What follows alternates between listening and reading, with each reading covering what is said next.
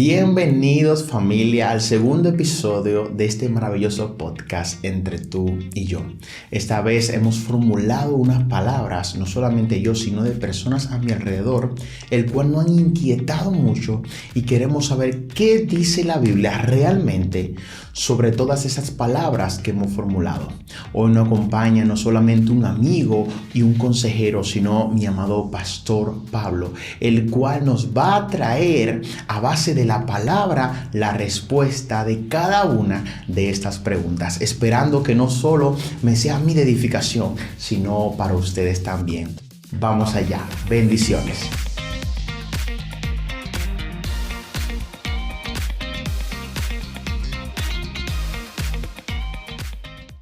Vamos hoy a hablar sobre unas preguntas que he formulado, que en muchas iglesias he visto que la han tomado y la han arriesgado para ellos de una manera incorrecta. No sé si esto será porque líderes lo han llevado durante años así y estas generaciones lo han ido cogiendo de esta manera, o es que han interpretado mal la Biblia de una manera errónea.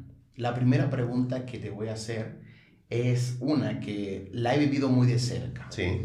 Dice, todos somos hijos de Dios. Te cuento. ¿Es afirmación o pregunta? Es afirmación. Dice, todos somos hijos de Dios. Muy bien. Yo digo, bueno, no creo que todos seamos hijos de Dios. Tengo amigas que son cristianas, madres, que me han dicho, yo en mi casa somos salvos.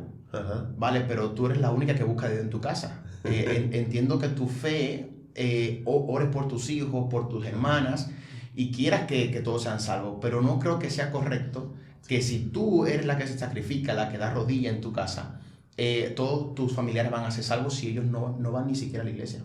¿Cómo tú responderías a esa pregunta? Claro, ahí lo que nos dice la palabra de Dios, ¿cuál es el requisito que nos dice la Biblia para que uno sea hijo de Dios?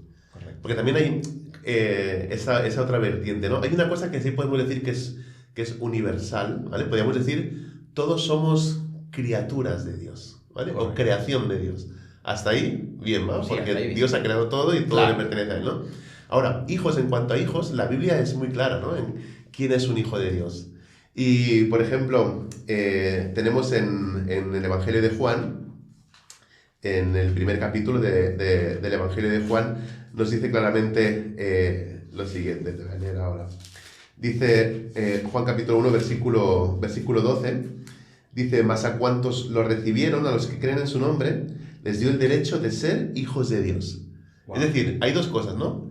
Los que le recibieron y los que creen en su nombre. Entonces, si tú no le has recibido y tú no crees en su nombre, pues podemos decir esa otra afirmación, ¿no? Entonces no eres hijo de Dios. No eres hijo de Dios. Esa sería Entonces es algo erróneo totalmente. La respuesta. Entiendo el deseo, ¿no? De esas personas, de las madres o quien sea, de decir, pues quiero que mi hijo, mi nieto, quien sea, mi esposo, mi esposa, pues conozcan a Dios, ¿no? Y sean sus hijos, pero tu fe no puede salvar a otro. Vale. La salvación es individual, personal, y la salvación es individual. Así como la condenación también. Ezequiel capítulo 18 dice, el alma que peque, esa morirá. Wow. Entonces está diciendo que es individual, es esa persona, no se hereda. Vale. La salvación, así como el pueblo de Israel, por ejemplo, tenía ese mal concepto, y Dios en el libro de Malaquías dice un montón de cosas porque ellos piensan que son los guays de todo el mundo, del universo. Ya somos la nación escogida, entonces ya aquí todos somos salvos, ya no hace falta que obedezcamos a Dios ni hagamos nada de lo que le ha dicho, ¿no? Porque somos por herencia, y algunos creen así, ¿no? Que por herencia cristiana pues son hijos o son salvos, ¿no? Sí. Wow, buenísimo. Entonces es algo totalmente erróneo. Este versículo, ¿cómo tú se lo traducirías? Yo y mi casa seremos salvos. ¿Cómo tú le dirías que no es lo correcto? Sí, pues si no me equivoco, eso está en Hechos, creo que es capítulo 6, ahora no me hagas, me puedo equivocar con los versículos, pero lo que está diciendo, estamos hablando de otra cultura, ¿no? Para empezar, a la que se les predica. Entonces, hay un ejemplo aquí en España que podemos usar o que podemos decir que es con la etnia de los gitanos, por ejemplo, o la raza gitana. Correcto. ¿Vale? Normalmente cuando se convierte un miembro, en este caso el patriarca, el que es el padre de familia, normalmente casi todos acaban acudiendo a Cristo. Entonces, creo que esto es un buen ejemplo para explicar lo que nos dice ahí en Hechos, ¿no? Que crees tú y tu casa será salvo. Es decir, que tú vas a llevar la salvación de Dios a tu casa. Vale. O sea, tú vas a ser el medio por el cual los demás van a conocer a Cristo. Ahora. Eso no significa que tú crees y ya toda la casa son salvos. No, porque el requisito para ser salvo es, y ser hijo de Dios, es creer y recibirle. Correcto. Confesar que eres el Señor, dice Pablo a los Romanos también. Bueno, ¿sí? Espero que haya quedado claro ahora. hay otro punto que este sí es muy interesante. Yo sé que es algo bíblico, pero creo que lo hemos tomado de la manera incorrecta y lo hacemos de la manera incorrecta. Sí. Dice, el hablar en lenguas es bíblico. Si es así, ¿estamos usando la forma correcta de hablar? Pues... Antes de que respondas, yo vengo de una iglesia donde se acostumbra a hablar en lenguas. Vale. Venía de esa iglesia, nací en ese tipo de iglesias. Yo ahora trato de hablar a lenguas personalmente para mí, pero no sé si la hablo por un don o porque ya ha sido una costumbre en mí. Entonces, ¿lo estamos haciendo correcto el hablar en lenguas en los cultos, en las reuniones, todos juntos? Porque yo todavía hasta el día de hoy nunca entendí lo que yo hablaba o lo que me hablaban. Claro. Es ahí donde entra, ¿no? Volvemos otra vez a la palabra de Dios, que no solamente es un manual, porque no es un manual, ¿no? Se me ha estropeado algo, voy a ver cómo lo reparo con la Biblia. Claro. Dice el apóstol Pablo en Romanos capítulo 1 que la palabra de Dios es dinamita. Wow. Es algo que explota, ¿no? Y es tremendo todo lo que encontramos. Es palabra de Dios, ¿no? Es lo que él ha hablado. Entonces, si decimos que la Biblia es la palabra de Dios y es nuestra guía, tenemos que escudriñarla, leerla, meditarla, interiorizarla, memorizarla, aprenderla, ¿no? Estudiarla. Claro. Y entonces, claro, estas situaciones que creo que muchas de las cosas que se dan en las iglesias es por la falta de Biblia. Por falta de leer la palabra, por falta de estudiarla. Porque, respondiendo más concretamente a tu pregunta, ¿no? Yo he vivido en Latinoamérica y he entrado a una iglesia y en medio del servicio, me acuerdo que al principio incluso me daba miedo escuchar toda la gente. Recuerdo perfectamente una iglesia, ¿no? De unas 1000 personas más o menos, y toda la gente gritando, que no, yo intentaba hablar con mi esposa que estaba al lado y con mi suegro, y quería hablarle y no se escuchaba nada porque era como un pitido ahí, ¿no? Claro. Perdón, y no se podía escuchar absolutamente nada, un desorden. Ya te digo, el espíritu, la sensación que me daba era como de temor, ¿no? De miedo, pero no un temor santo, un temor de Dios. Entonces, como te digo, volviendo a las Escrituras, dice el apóstol Pablo a los Corintios, en la primera carta a los Corintios, les habla acerca del orden del culto. Correcto. Y precisamente una de las cosas a las que él apunta y hace referencia es a esta cuestión de las lenguas. Dice 1 Corintios 14, 27, dice, si se hablan lenguas, que hablen 2 o cuando mucho 3. Es decir, aquí te está dando la pauta, ¿no? Correcto. O sea, eso de que vamos a hablar en lenguas, aquí todo el mundo hablando, ¿no? No. Ya bíblicamente ya vemos que la pauta dice 2 o como mucho 3, pero ahora viene otra cosa. Dice, si se hablan lenguas, que hablen 2 o cuando mucho 3. Dice, cada uno por turno. Wow. ¿Vale? Otra vez, hablando acerca del orden, cada uno por turno. Es decir, ahora tú, luego yo, quien sea, como mucho 3 personas, ¿no? Pero es que hay otra cosa más todavía. Dice, que hablen 2, cuando mucho 3, cada uno por turno. Dice, y que alguien interprete. Es decir, es el punto más importante. 2 o 3 que hablen en lenguas, pero una cuarta persona, por lo menos, que interpreta lo que los dos están diciendo. Correcto. Pero no se queda ahí, nos sigue hablando y nos dice el apóstol Pablo, si no hay intérprete, que guarden silencio en la iglesia y cada uno hable para sí mismo y para Dios. Wow. O sea, te está diciendo, como mucho 2 o 3. Después, que de esos 2 o 3 lo hagan por turnos. Que de esos turnos hay alguien que interprete, y si no hay nadie que interprete, que esa persona guarde silencio. Wow. Es decir, el don de lenguas no es algo que tú empiezas a hablar y está descontrolado, que sale algo de ti que no sabes ni cómo pararlo. Claro, correcto. Es un don que Dios te ha dado, ¿verdad? Que Dios se lo ha dado a todo el mundo. No, Dios dice también en Corintios 12, un par de capítulos anteriores, que Dios, el Espíritu, Jesús, Él reparte los dones como Él quiere, dice, correcto, y a quien Él quiere. Entonces, lo que sí nos dice es que por lo menos todos tenemos uno, ¿verdad? Correcto. Ahora, no todos tenemos que tener el don de lenguas. El don de lenguas. Si todos tuviéramos el don de lenguas y nos faltaran los otros dones, estaríamos cojos, ¿no? Mal. Nos harían falta ahí alguna cosita. Entonces, ¿de dónde viene esta confusión tan grande que las iglesias han cogido en decirles, por ejemplo, yo he de iglesias que me han dicho, todos podemos hablar en lengua, y comienzan a decirte, comienza a hablar aunque tú no sepas, yo que un bebé de 5 años, o sea, ¿de dónde sacan este contexto? ¿Qué versículo apoya esto? Versículo, no sé, bueno, en realidad cualquier herejía se puede apoyar con la Biblia, ¿no? Claro. Podemos coger cualquier versículo y transformarlo y torcerlo en lo que nosotros queramos que nos diga, ¿no? Correcto. Ahora, más que en un versículo, yo creo que se trata de algo que tal vez sucedió en algún momento de la historia, en alguna iglesia, y eso captó la atención de alguien y llamó la atención, pues como para diferenciarse, ¿no? Correcto. O para decir, aquí en esta iglesia, en nuestra congregación, sí que está el Espíritu, ¿no? Correcto. Y la presencia. Entonces, si tú quieres, tienes que venir aquí, tienes que ver esto y conocer esto, y creo que a través de eso se dan estos movimientos, ¿no? Porque también yo esto lo viví en una iglesia en la que había el espíritu de aullar. ¡Wow! Y entonces empezaban a aullar los hombres, básicamente aullando, que el espíritu de aullar. Luego mi esposa estuvo en una... Pues pasa que eso ya, no sé si me da un poco de vergüenza. En esa iglesia no estaba el ángel ñato. No. Me da un poco de vergüenza contarlo, pero dice mi mujer que ella fue a una iglesia y en la que el pastor, bueno, el que estaba predicando, el lobo disfrazado de oveja, porque esos no son pastores, empezó a decir, dijo que se impartía el don de bebé o algo así, y mi mujer pensaba que era algo como de las mujeres infértiles o algo así, no sé qué. Entonces, ¿don de bebé? Dice, otra vez estaban los hombres gateando por la iglesia como bebés. Entonces, supuestamente, Dios había repartido ese don ahí, ¿no? El don del bebé. De bebé, don de aullar, el don de la risa. Gente que empieza a reír, que no puede parar de reír.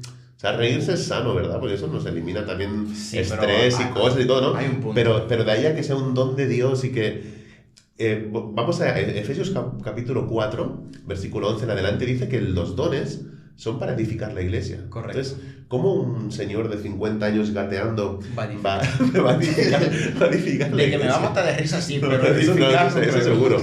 Reírnos, vamos a reír un rato, ¿no? Ay, Dios. Entonces, sí, ahí mismo, fíjate que una de las cosas también por la que el apóstol Pablo dice esto a los corintios, lo del orden y todo esto, lo hace más que pensando en los de adentro de la iglesia, pensando en la gente de fuera. Correcto. En aquellos que puedan venir y visitar la iglesia.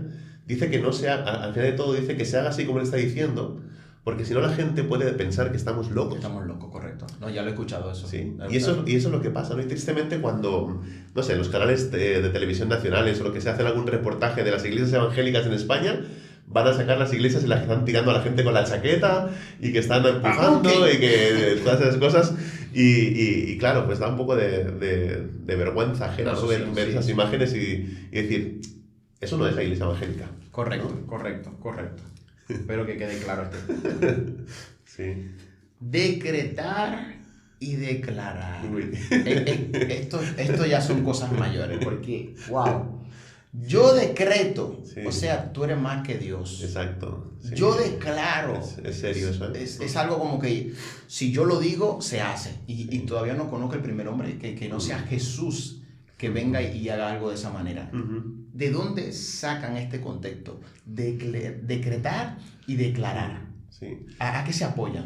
Me imagino que principalmente hay un texto, creo que es Mateo capítulo 18, donde dice lo que atéis en la tierra será atado en los cielos. Correcto. Entonces me imagino que viene un poco por ahí, pero es por una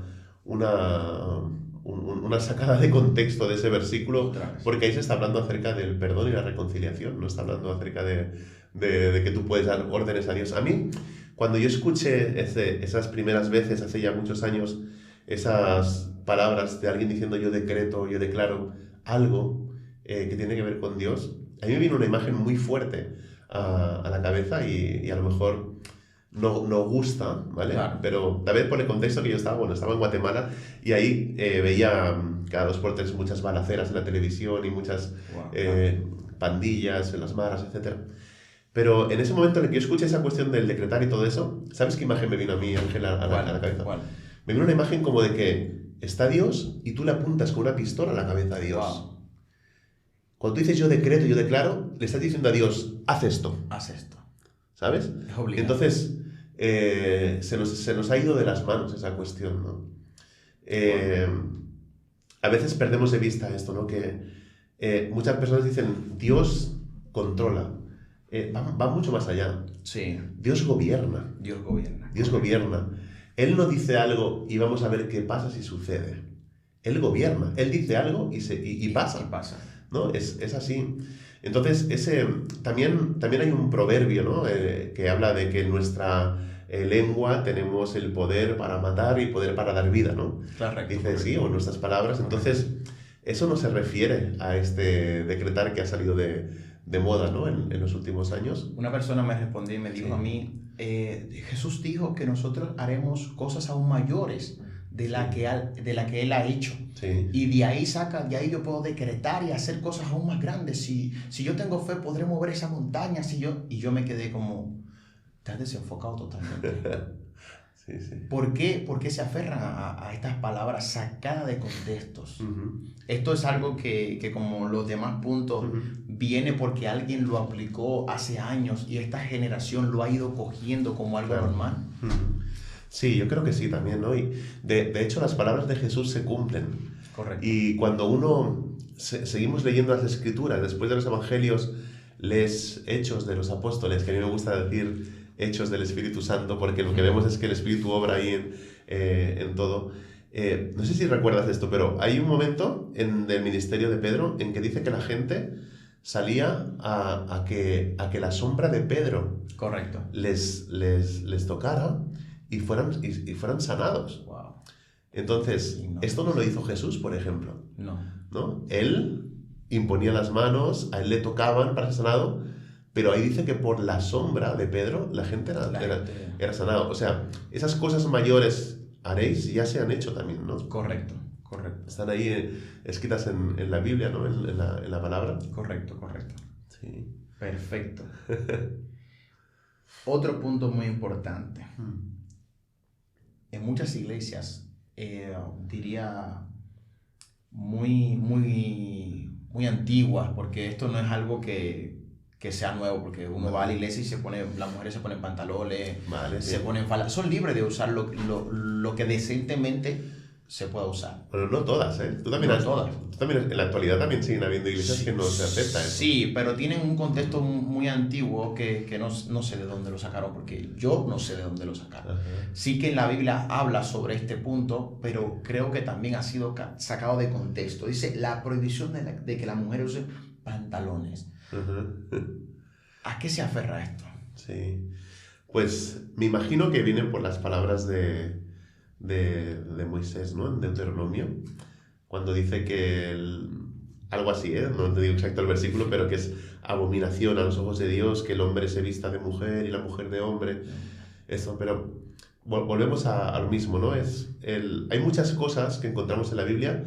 Evidentemente, dice el apóstol Pablo a Timoteo, toda la palabra de Dios, toda. Correcto. Es útil para instruir, para enseñar, para redarguir o argumentar, ¿no? Eso es una. Ahora, no está diciendo toda la palabra de Dios se aplica a nosotros a día de hoy. Correcto. ¿Verdad? Correcto. Hay muchas leyes que se dan, por ejemplo, en el tiempo en el que Israel está en el desierto, que son leyes sanitarias. Por ejemplo, para ese momento. Para ese momento. Correcto. Leyes sanitarias. Dice la prohibición de comer cerdo, por ejemplo, ¿no? Claro. Esto es algo que sucede en un momento concreto y tiene sus motivos por el que los dice, ¿no? Claro. Después, cuando a Pedro se le encarga ir a ver a este personaje que es Simón el curtidor, él tiene esa visión de un lienzo que baja y Dios le dice, Pedro, mata y come. Y después dice, no llames inmundo a nada de lo que el Señor ha creado. Es decir, ahí se abre esa posibilidad de volver a comer cerdo y cualquier otra de esas cosas que antes había prohibido, ¿no? Correcto. Porque tenían su razón de ser, tenían su motivo en el Antiguo Testamento. La carne de cerdo es una de las que peor se conserva. Sí. Si tú dejas la carne de cerdo fuera de la nevera o del refrigerador unas horas, ya puedes tirar esa carne. Ahora tú imagínate en el desierto, con las altas temperaturas y todo, que ellos se pongan a comer cerdo y entonces empiezan a enfermar todos y todos a morir. Vale, ahora va el punto, algo por sanidad. Claro, leyes de Dios, leyes sanitarias. Ahora, lo mismo pasa con el tema de los pantalones, ¿no? O el tema de la vestimenta. Antes hablábamos, ¿no? Antes de la grabación del podcast hablábamos de esta cuestión, de cómo iban vestidos en la antigüedad. Correcto. Y todo. Entonces, había algunas prendas que diferenciaban lo que era hombre y mujer, ¿no? Entonces, lo que está diciendo Dios es que prácticamente no te disfraces de mujer. Es decir, no te pongas una ropa a la mujer o al hombre que te puedan confundir con que eres hombre o eres mujer. Correcto. Ese es el punto, ¿verdad? Perfecto. Sí. Aclaradísimo. Muy bien. Hay un debate, y esto lo debato yo cada domingo con unas personas. ¿Cada domingo? Sí, cada domingo tengo el mismo debate. ¿Te da miedo? Con varias personas que son católicas. Vale. Y me dicen que la iglesia cristiana no es la que fundó Cristo, que fue la católica. Uh-huh. ¿De dónde sale este debate? ¿De qué iglesia fundó Cristo? ¿Cuál iglesia es la verdadera? ¿Cuál iglesia no? Porque sabemos que a través de los años han ido muchas raíces de diferentes iglesias. Uh-huh. La católica, la mormona, pentecostal, la bautista. Uh-huh. ¿Cuál es la iglesia verdadera? Uh-huh. Para sacar de contexto esto de los debates, de que si hay una iglesia verdadera, de que hay una iglesia falsa. ¿Cuál es la verdadera? Esta pregunta sí es complicada, es difícil. Es profunda. No es tan sencilla. Es profunda. Entiendo que cuando un católico dice esto es porque nosotros no aceptamos la tradición que ellos siguen. Wow. ¿Verdad? Entonces, yo siempre he dicho esto, ¿no? Cuando hablo con un católico, una de las peores cosas que podemos hacer como cristianos, como evangélicos, es empezar a hablar de las diferencias. Claro. De las imágenes, de lo otro y tal. Dejemos eso ahí, porque si la persona realmente conoce a Cristo, va a dejar todo eso. No va a hacer falta que tú ataques todas esas cuestiones que ellos están adorando en este momento, ¿no? Y podemos aprender bien del ejemplo del apóstol Pablo cuando él está en la ciudad de Atenas, sí. Y él recorre la ciudad y hay aquel pasaje famoso que él predica al Dios no conocido, ¿no? O al Dios desconocido, porque tenían altares para todos los dioses y había uno que no tenía ninguna imagen ni nada y decía un altar para el Dios desconocido. Sí. Entonces él dice, a ese Dios desconocido es del que os vengo a hablar. Wow. ¿No? Y él empieza ahí su discurso teológico. Pero nos pasa eso a veces, ¿no? Nos enredamos con que si la imagen de María, que si el otro cuadro, que si no sé qué, y estamos perdiendo la base que es compartir el evangelio, ¿no? Ahora, ¿por qué pueden decir los católicos esa cuestión de que ellos es la iglesia verdadera o lo que sea? Hay una mala interpretación del versículo en el que, si recordáis, las multitudes están siguiendo a Jesús, pero dice la Escritura que hay muchos que lo han abandonado también en ese momento. Correcto. Jesús le pregunta a los discípulos si también ellos quieren abandonar. Pasa una serie de situaciones, ¿no?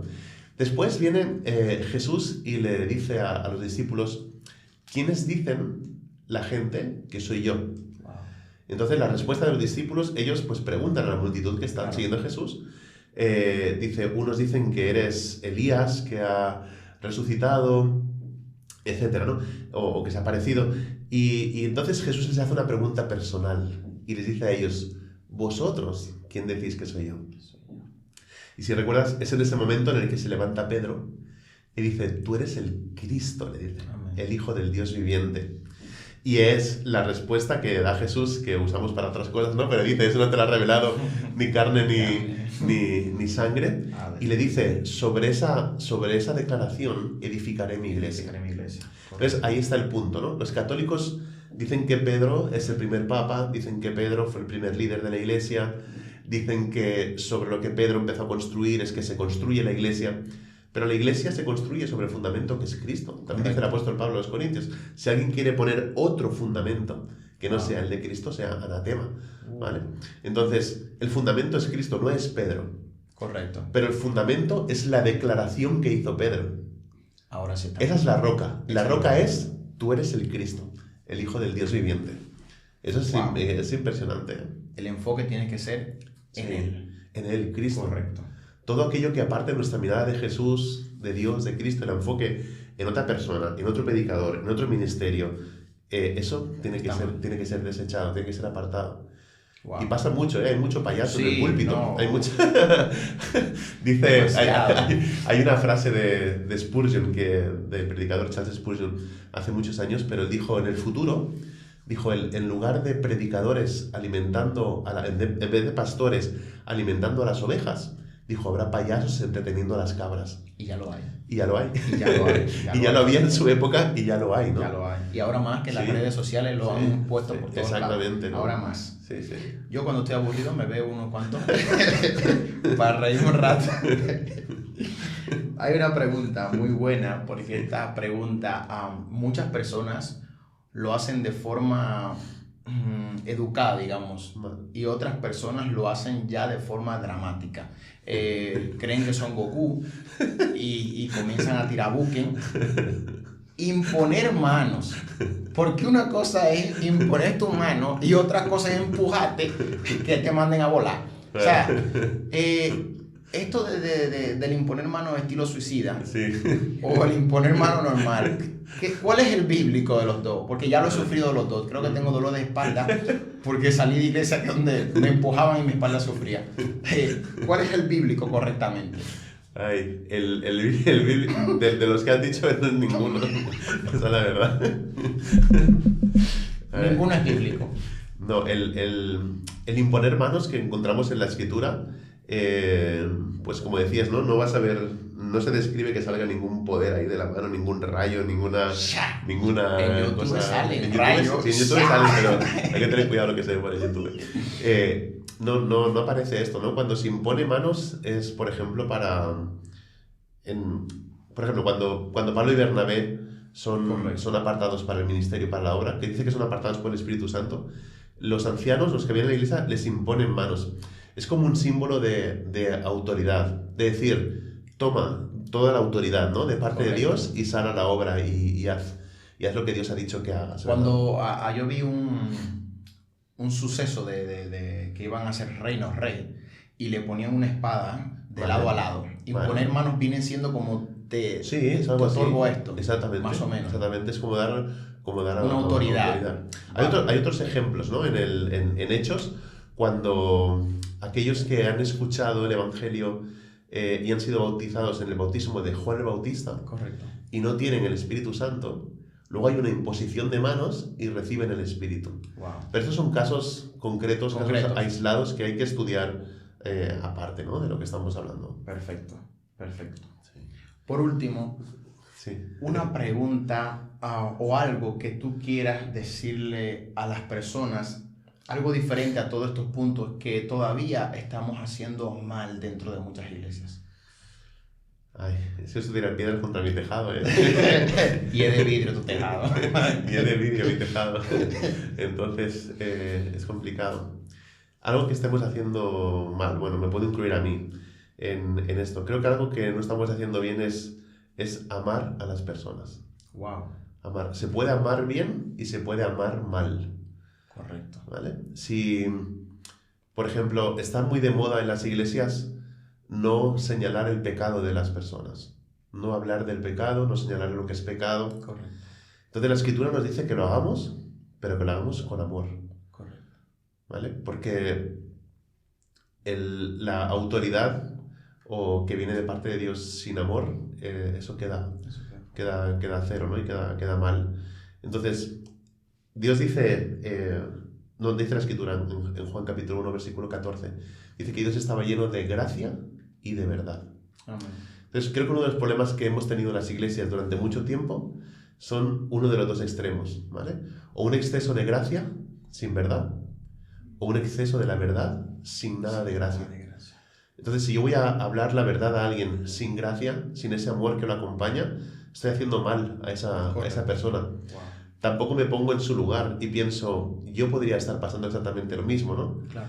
Pero por otro lado tenemos lo otro, ¿no? Todo es gracia, todo se permite, tú quieres estar con esta aunque estés casado, no hay problema. Aquí en esta iglesia se permite todo. Lo que queremos es que vengas y que ofrendes, ¿no? Y que llenes tu silla y ya está, ¿no? Y que escuches, que seamos muchos, que aplaudas cuando acabamos de cantar y ya está, ¿no? Y ahí queda todo, ¿no? No queremos que nadie se ofenda, que nadie se vaya, sobre todo, hay ese concepto, ¿no?